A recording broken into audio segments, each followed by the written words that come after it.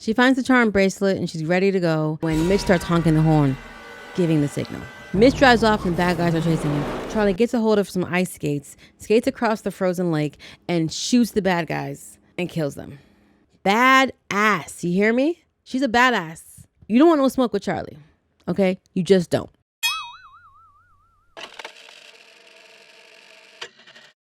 Hey guys, my name is Lisa M. Waring, and this is Real Talk, a podcast where I discuss movies and TV more extensively and how art imitates life, imitates art. For the final action Christmas movie, you all voted, and the winner was the 1996 action thriller, The Long Kiss Goodnight. This movie has amnesia, spies, Gina Davis, and Samuel L. Jackson. Sold! Spoilers ahead. Let's get into it. A town is having a Christmas parade, and we are introduced to Samantha Cain, played by Gina Davis. She is Mrs. Claus on one of the floats, waving to the people. And we get some narration. Always fun. Samantha tells us she was born 8 years ago on a New Jersey beach with a mysterious key in her pocket and no memory. She was also 2 months pregnant with no idea who the father is. Sounds like she needs a trip to the Maury show. Wait, is that still on? She's now a teacher in a loving relationship and enjoying her life with her daughter, who is now about 7. Everyone in town knows about her amnesia, but I guess it's been so long that it's not really a big deal. Everyone just goes with it. Hello, girls. Caitlin, come help me in the kitchen. Hurry up, because I forget where it is. That's her mom. She's got amnesia. Samantha sometimes looks at her body in the mirror and all the scars and kind of guesses how old she is. Mid-30s, maybe? For context, her partner's name is Hal and her daughter's name is Caitlin. They are currently having a holiday party with all their friends, and it looks like a really good time. She used to spend a fortune hiring investigators who always turned up nothing, so now she just pays for the cheap ones. Samantha says whoever she was, that person is gone. She has kissed her goodnight. Aha! The title! I see what you did there. Nice. We meet Samuel L. Jackson. Mitch Hennessy. He is the newest investigator that she's hired. He's kind of a scammer. He tricked this married guy who was about to cheat on his wife with a prostitute who was actually his assistant and convinced him to pay him off so he wouldn't arrest him. The guy thought he was a cop for real. Scammer. But he is actively trying to find real info on Samantha's case. Samantha is driving one of her drunk party guests home, and they accidentally hit a deer, get into a bad accident, and Samantha is thrust through the windshield into the snow. She gets up, dazed, confused. We get flashes of another life, and she goes and sees the deer on the floor, and it's wounded badly. So she puts it out of its misery by snapping its neck. WTF, ma'am. Then we see this convict with one eye watching the TV in a New Jersey correctional facility. On the TV is footage of the video from the Christmas parade. He sees Samantha as Mrs. Claus waving, and he's like, no way. He completely loses it. I wonder if that's going to be relevant later. Samantha is in the hospital recovering, and she's dreaming that she's standing like on a cliff, and there's a mirror in front of her, but the reflection is a different version of her. Samantha has curly, long, brownish, reddish hair. This reflection has short, straight, blonde hair, and she looks tough. And the blonde version says, "My name is Charlie, and I'm coming back." Ooh, there's just one left. Mitch's assistant has some pay dirt. She found an old landlady that recognized Samantha's picture and still has a box of her stuff. Ooh, Mitch is excited because that means money. I never said I was a singer, so looks like we have a bad guy sighting. So we're in a plane hangar and there's a man shirtless suspended in the air. He looks like he's being tortured. Enter Timothy. I guess he's asking him questions about Operation Honeymoon, and the guy's like, I don't know. I have no idea what you're talking about. He looks at him and he's like, you know, I can tell when someone's lying to me. Just then, he gets a phone call, and it's not a good one. They tell him that his convict buddy, One-Eyed Jack, just broke out of prison. He was upset because he says Charlie Baltimore is still alive. Timothy does not look happy to hear this news at all. He's got to get to work. He hangs up and kills a dude, just so you know that he's evil. Got it. Thank you. Since the accident, Samantha's been having some strange things happen. For one, she's never been good at slicing and dicing. And out of nowhere, she can slice and dice vegetables with ease. And she even throws the knife with a tomato into the cabinet. Then she's teaching her daughter, Caitlin, how to ice skate, but Caitlin falls. And instead of helping her up, her voice and tone changes. And she tells her that she needs to get up. Life is pain. And she's a bunch of other stuff that later on, she can't even remember what she said to her. She's changing. Remember that one-eyed convict we were talking about? Yeah, well, like I said, he broke out of prison. He tracks her down and starts wrecking her.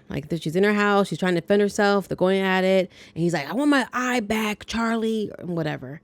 So Samantha takes a cream pie that's in a glass container and smashes him in the face with it. You know, when clowns do it, it looks funny. When she does it, it's deadly. Hal watches as she stands over him, does this kung fu move, and then breaks his neck. It's like she's someone else. Now, mind you, he kind of wrecked her house. He shot bullet holes in her house and things like that. So obviously the cops have been called. She runs outside looking for Caitlin and runs right into Mitch. Don't worry, Caitlin's fine. But Samantha realizes she's got to leave and find out who she was. Someone just tried to kill her. Who was she in her past life? She gives her daughter the charm bracelet that holds the mysterious key that she had, been found with 8 years ago, and puts it on her bear and tells her, she'll be back. She loves her. And she says goodbye to her partner, Hal, and he tells her, whatever you find, whoever you were, I'm not afraid. I'm not scared. Sir, did you not just see what she did to that dude? I'm a little scared. A little bit. At the White House, the president is talking to Perkins, another advisor over defense or something. And he is talking about Charlie, the rogue agent. Okay, she made it all the way to the big leagues. Perkins wants more funding for his government projects. And the president's like, nah, you can't even handle a rogue agent. All your funding's going into healthcare. Sure it is. Samantha is going through the box of stuff that Mitch found as they're driving on the road. She sees a book that was signed to her from a Dr. Walton with a number attached.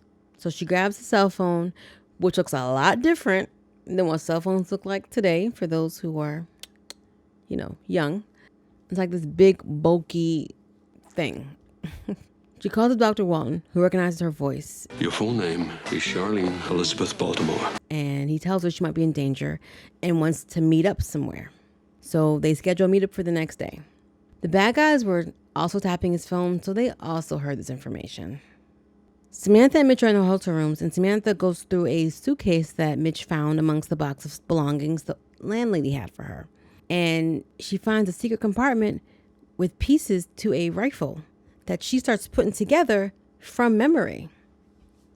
It freaks her out. They go to the meetup place the next day, and Samantha heads to the bar while Mitch goes to the bathroom. She gets approached by Timothy, who is testing the waters to see if she remembers him, but she doesn't. And he sees in her eyes that she's telling the truth because, again, he can tell when someone's lying to him. He literally says that. Tell when someone's lying to me. I am sorry to have bothered you. He walks away, gives a signal. Mitch joins her at the bar, and they get approached by the assassin, which at the last second, Samantha sees the gun he's about to pull out. She grabs the gun that she knows is in the pocket of Mitch's jacket and shoots the guy dead. They start running, but more bad guys appear and start shooting at them. It's like the bad guys are Starship Troopers. They're shooting and not hitting them, but they're hitting everybody else around them. Samantha and Mitch rush upstairs and they're like, oh man, we're trapped. Or are they? Samantha shoots out the window and they jump through it and land in water. A guy in the car pulls up and tells them to get in. So they get in. This is Walton, obviously. He informs her that Samantha Kane is her cover, and she's a trained assassin for the United States government. What? Mitch can't even believe it. I can really believe it. They stop to change their clothes, and Samantha and Mitch ditch Walton, get in the car, and start driving. They think Walton was lying and can't be trusted. They even call him crazy. Crazy is a stretch. I mean, you did have a sniper rifle in your suitcase that you put together with no problem, and you managed to get you and Mitch out of a place crawling with bad guys. But okay. So they check her old box of stuff and find a postcard where she's talking to her uncle about being engaged to this guy named Luke. And Luke's information is on the postcard. So that's where they head. They go visit Luke, who welcomes Samantha with open arms. He calls her Charlie. And they go off to start talking. It's like a big farm. Mitch is on the sidelines just waiting. I keep saying Walton, but his actual name is Waldman, so apologies. Waldman catches up and tells Mitch, no, that's not her former lover. That is a target. Engaged was a code word meaning that she was locked onto a target. They run to go warn her, but it's too late. A helicopter full of other bad guys, including Timothy, arrives and basically capture them all.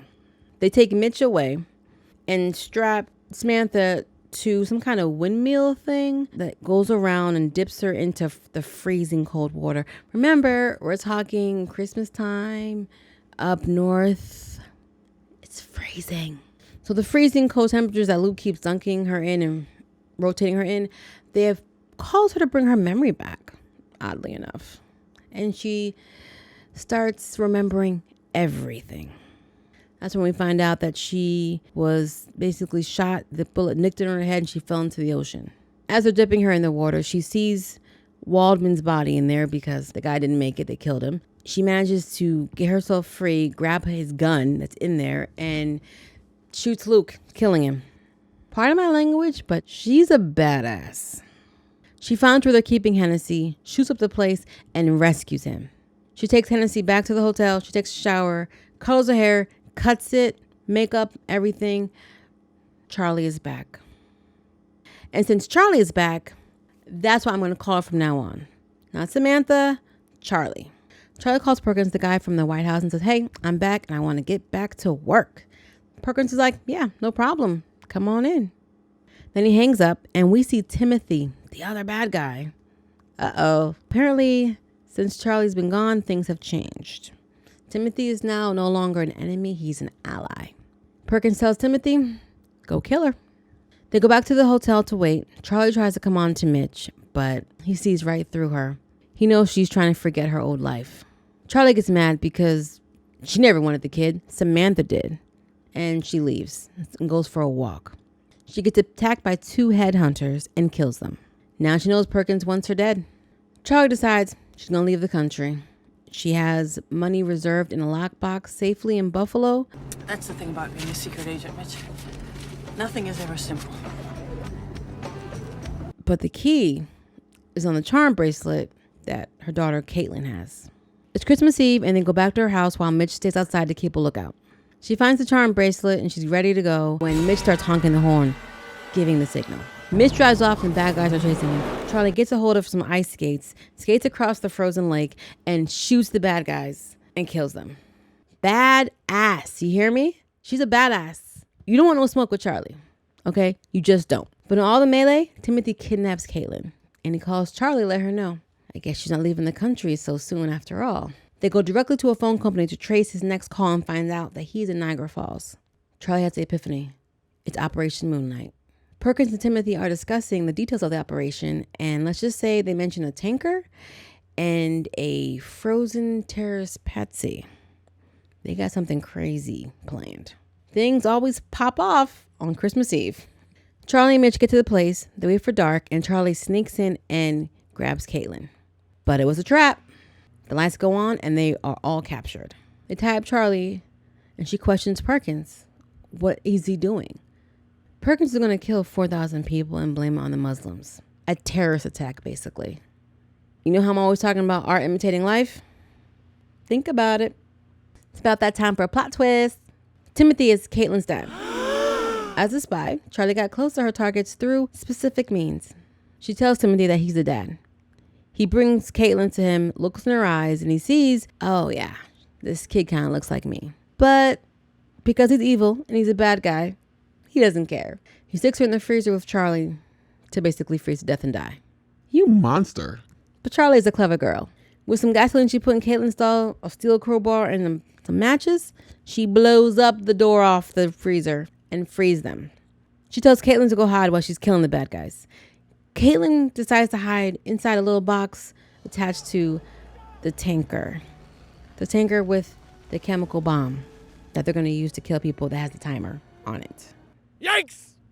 Charlie sees this, grabs one of the cars, catches up to the tanker, and gets control of the tanker and starts driving it through and out of the town, away from them. She manages to put distance between her and the town, but the brakes aren't working, and she ends up crashing into a wall, flipping the truck over on a bridge. She survives. Timothy shows up and they start fighting, and he's like kind of stabs her with a knife. But she manages to toss him into the Niagara Falls water or something. So he's not dead.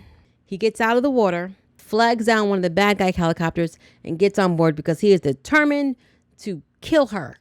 Charlie gets Caitlin out the box. Caitlin's fine. A little banged up, but she's fine. But they're trapped.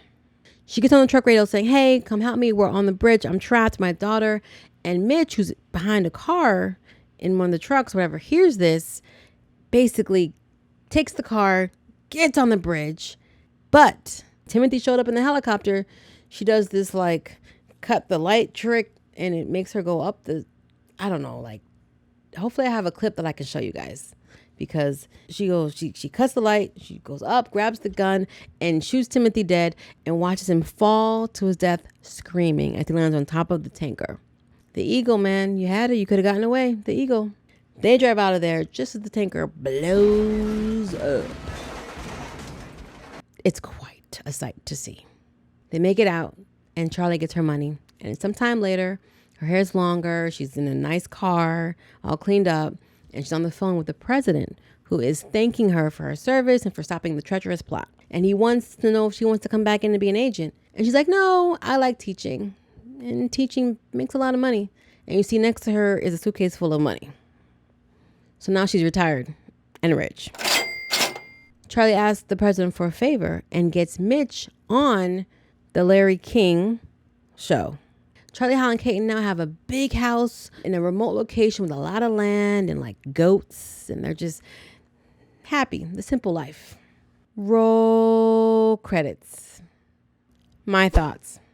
This is not the first time that I've watched this film. I've seen it quite a few times, and I love it every single time. Gina Davis, I'm going to keep saying it. Gina Davis is a badass. Okay, she's like the female Jason Bourne, an assassin who gets shot in the head, falls in the water, and forgets who they are. Yeah.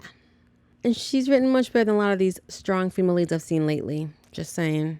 And of course, Samuel L. Jackson is always going to be a good time.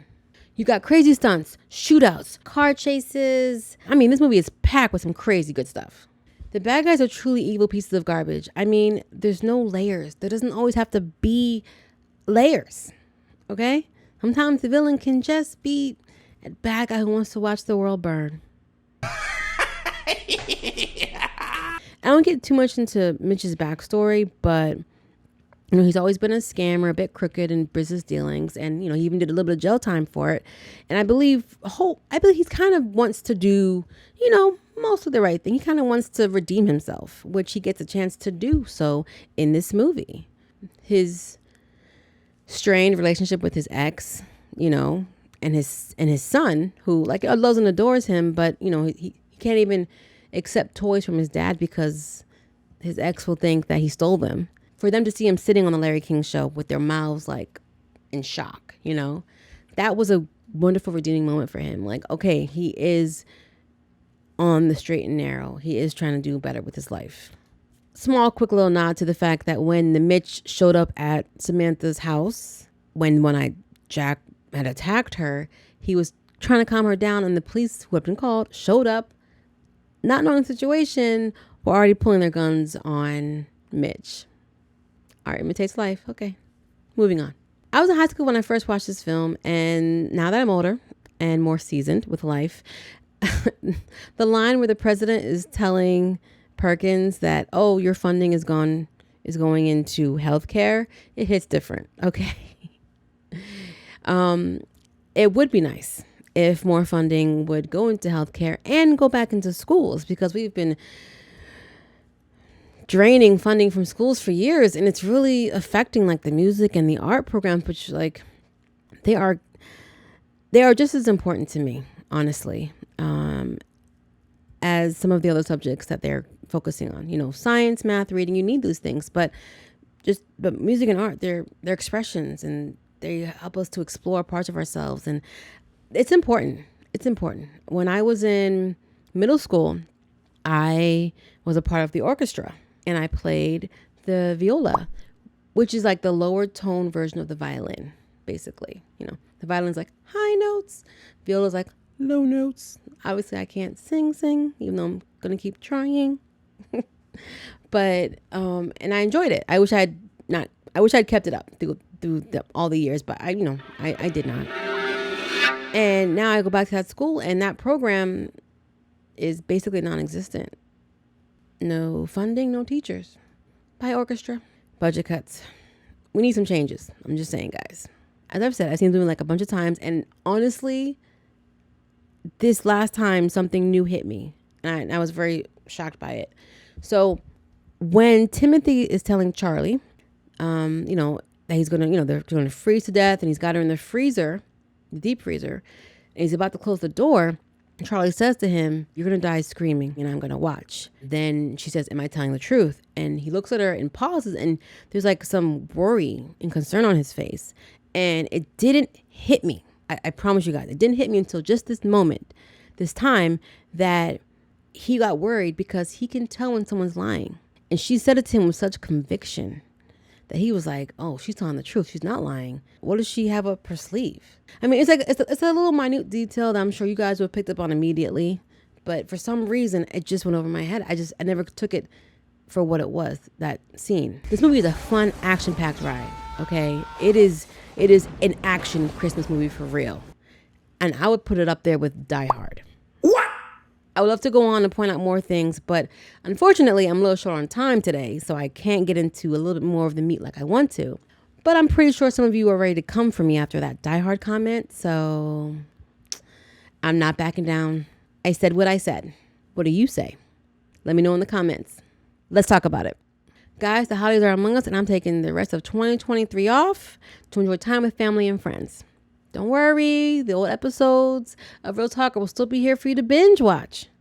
And we will be returning in January. New month, new theme.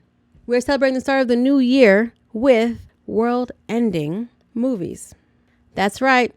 I'm going to be checking out movies with apocalypses in them. First episode drops January 8th, so don't want to miss it.